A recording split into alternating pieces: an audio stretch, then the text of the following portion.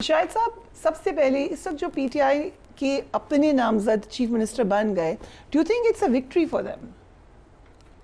دیکھیے، وکٹری تو میں سمجھتا ہوں جمہوریت کی ہے کہ یہ شاید پہلی دفعہ ہے کہ ایک صوبے کا سربراہ جو ہے وہ پارٹی نے خود تبدیل کر دیا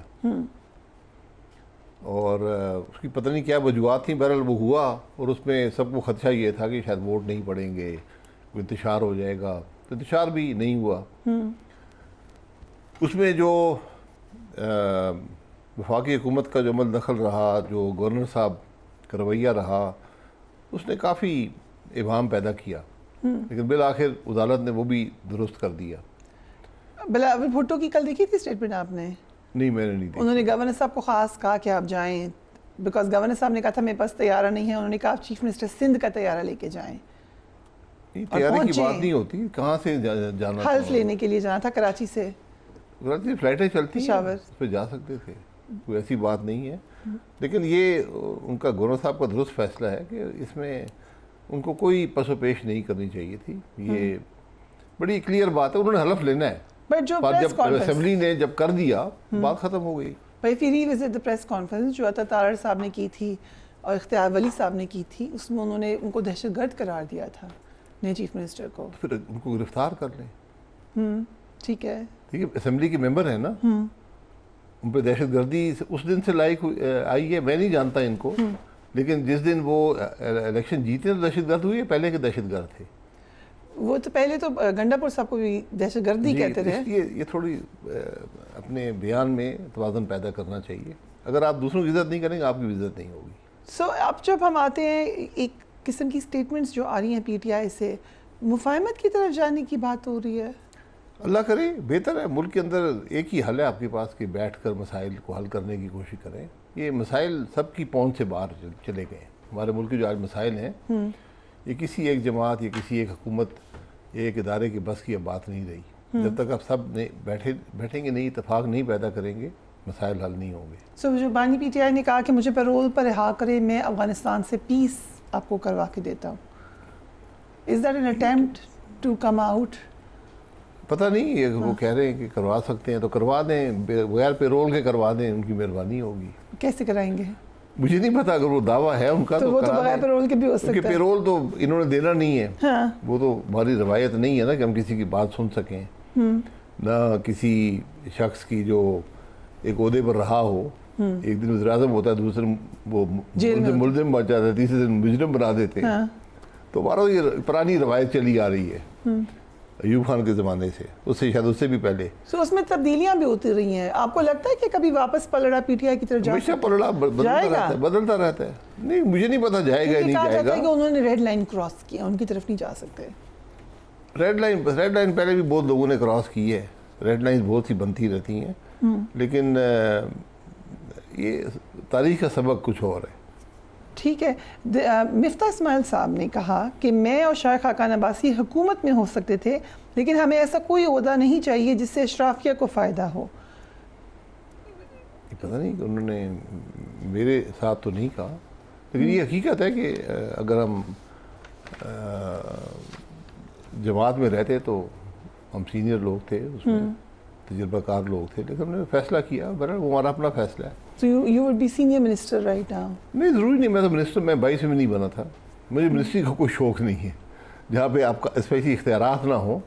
جو آج حکومت کے پاس اختیارات نہیں ہیں، کام کرنے سے قاصر ہیں، تو اس میں وقت ضائع کرنے کی ضرورت نہیں ہوتی۔ رائٹ، سو آپ نے یہ بھی کہا، ہم نے لاسٹ دفعہ بڑا ڈیٹیل میں ڈسکس بھی کیا تھا صوبوں کے حوالے سے کہ زیادہ صوبے بنانے چاہیے اور ہونے بھی یہ چاہیے کہ ایڈمنسٹریٹیولی بنائے جائیں۔ اب could this be a way out اس وقت جو سچویشن ہے؟ دیکھیں، آپ کو بہت وسیع پیمانے پہ ملک کے اندر اصلاحات، ریفارمز چاہیے اسٹرکچرل، اس میں صوبے بھی ایک بات ہے، لیکن اس میں جو تحفظات ہیں ملک کے اندر وہ دور کرنے پڑیں گے۔ اگر وہ تحفظات دور نہیں ہوتے پھر دوسرے طریقے ہیں، آپ اختیارات کو ڈیوالو کریں، ضلع کی سطح پر یا ڈویژن کی سطح پر صوبے ڈیوالو کریں۔ لوکل باڈی کو زیادہ نہیں، لوکل باڈی نہیں، لوکل باڈی دیکھیں، لوکل باڈی کیا ہوتی ہے؟ سر 50 صوبے بنا دیں اگر لوکل باڈی نہیں ہے. اختیارات ڈیوالو جی اگر صوبوں میں بہت سے تحفظات ہیں نا ملک کے اندر, حل تو وہی ہے, لیکن اگر تحفظات ہیں عوام کے صحیح ہیں غلط ہیں اس پہ ایک ڈائلاگ کر لیں.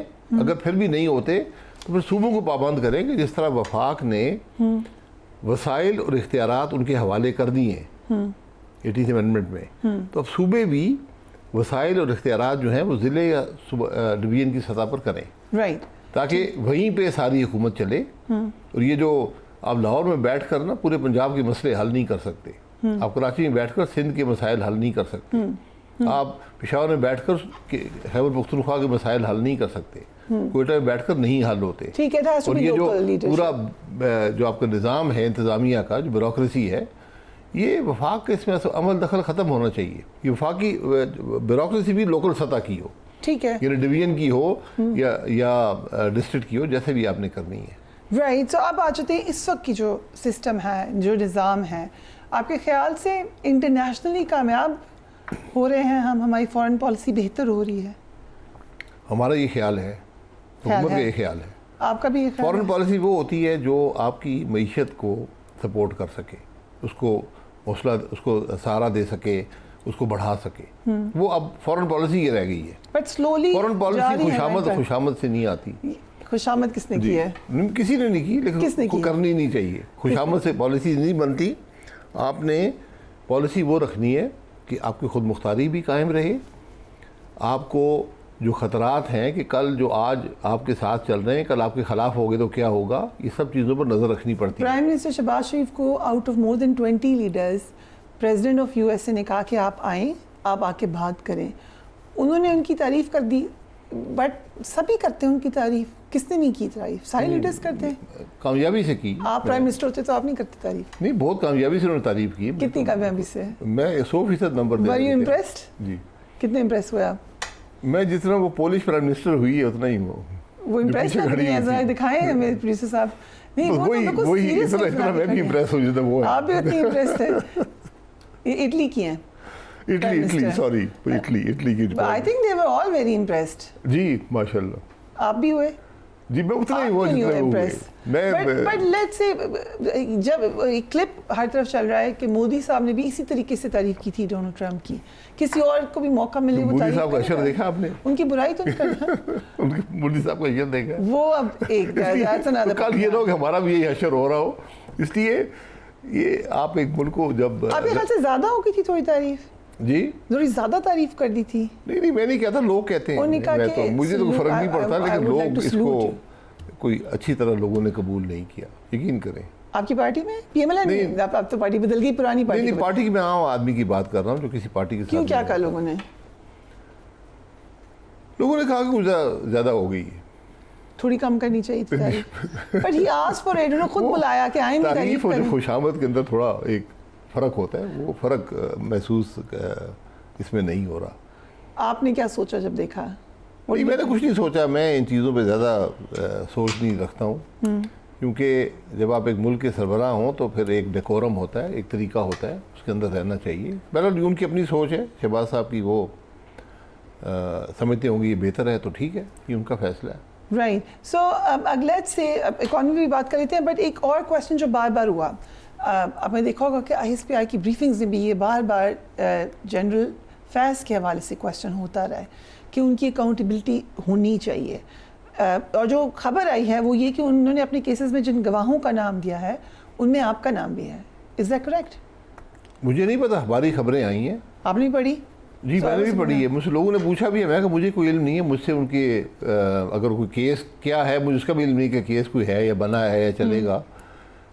جو دفاع ہوتا ہے کسی شخص کا وہ ایک لسٹ دے دیتے ہیں, یہ بھی ٹھیک ہے. تو میرا فیض صاحب سے کوئی ایسا واسطہ نہ آفیشلی نہ ان آفیشلی رہا ہے.